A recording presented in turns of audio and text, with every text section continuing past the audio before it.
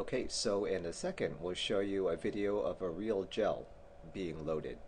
But before then, we'll show you the schematic of what you want to do and what you want to avoid doing when you load a DNA gel. So this gray thing here represents an agarose DNA gel, and each one of these represents a divot or a well in which you can load a DNA sample.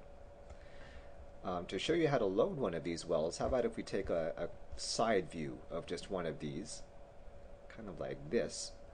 And typically when you load a gel, it's going to be immersed in some sort of running buffer, kind of like this.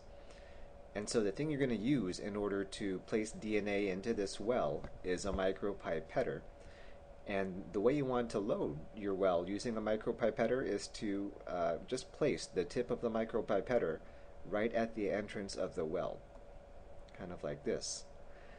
And once it's there, it turns out that this blue loading dye that you mixed in with your DNA sample will weigh it down so that if you slowly and carefully dispense the DNA sample, it should really neatly just fall into the well kind of like this.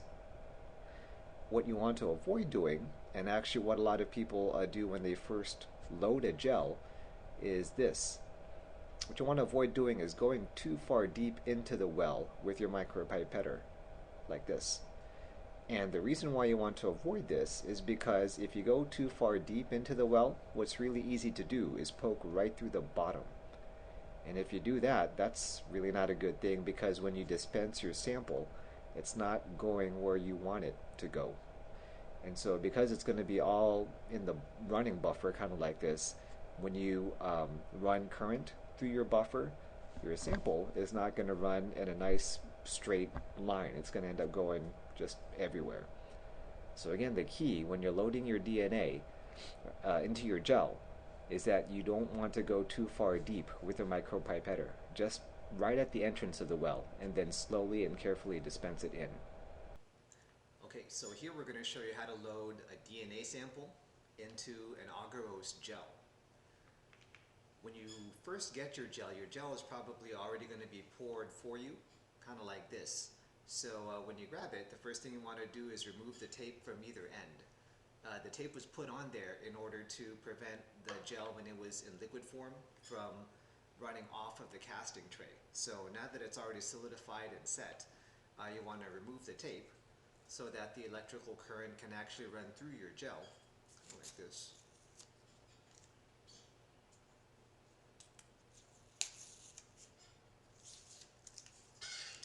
And after you remove the tape, then you put it in the gel box. And so if you notice on the gel box, there's different colored ends. So there's a red end and a black end to represent the positive and negative sides of the gel. So when you put your gel casting tray inside of the box, you want to make sure that the red end of the casting tray is on the same, or matches up with the red end of the box, and that the black end of the casting tray matches up with the black end of the box to ensure that the DNA ends up running in the correct direction. So black to black, red to red.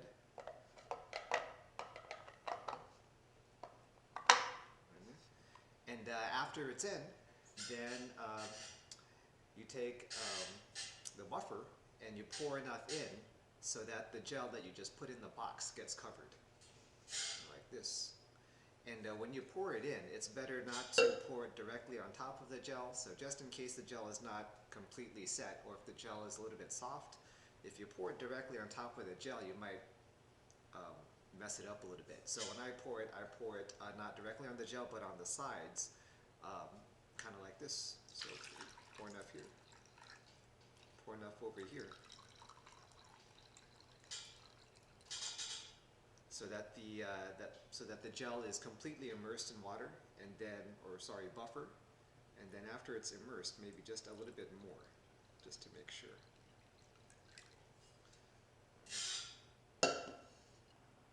So when the gel is immersed in the buffer, it should look something like this. So again, I put enough in to cover the gel, and then just a little bit more just to make sure. So here's another, maybe a side view. So notice that the gel is completely covered in, underneath the buffer. Okay, so now that you have your gel, in the box and then also underneath the buffer. Now you're ready to load it. And so in order to load it, you're going to need the DNA sample that you want to put into there and run, and also a pipette bin and the tips that go with it. And so before you do anything, you probably want to set your pipette bin to the volume of DNA that you wish to load into your gel. So do that first. And then after it's set, you can get a tip on your pipette.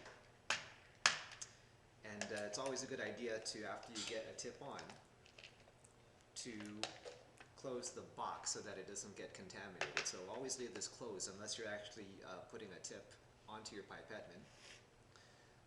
After you have your tip on, then grab the sample of DNA that you wish to load into the gel and open it up. And remember that before you even go in to suck up the DNA into your pipette bin, you want to actually push down on the plunger, only down to the first stop, before you put it into the tube. And then you can draw up the DNA sample by slowly letting go of the plunger. And so after you draw up the DNA sample, then you're ready to put it into one of the wells in your gel box or in your gel. And so probably the best way to do so, the way I'd recommend doing it, is to have both of your elbows on the bench so that you can steady yourself, and then use your offhand to help guide the tip into the well, kind of like this. And when you have it over the well, slowly push down on the plunger in order to release the sample into the divot. And so here, I'll show you what I just did up close so you can have a better idea of what we just did. Alright, so here's a little bit closer up view of what things look like whenever you load an agarose gel. There's already a few loaded in here, so this was the one up top here is the one I just loaded, and here's another one that was there when I got the gel. So what I'll do is I'll load one more of these wells, maybe this one right here, to show you what it looks like up close. So again, when you do this, you want to use your offhand in order to guide the pipette tip to the entrance of the well in which you want to put the DNA sample in, like this. And once it's right at the entrance, you slowly then eject the sample into the well, really slowly. And once it's all out, leave your thumb down on the plunger, remove the tip, and then let go of the plunger.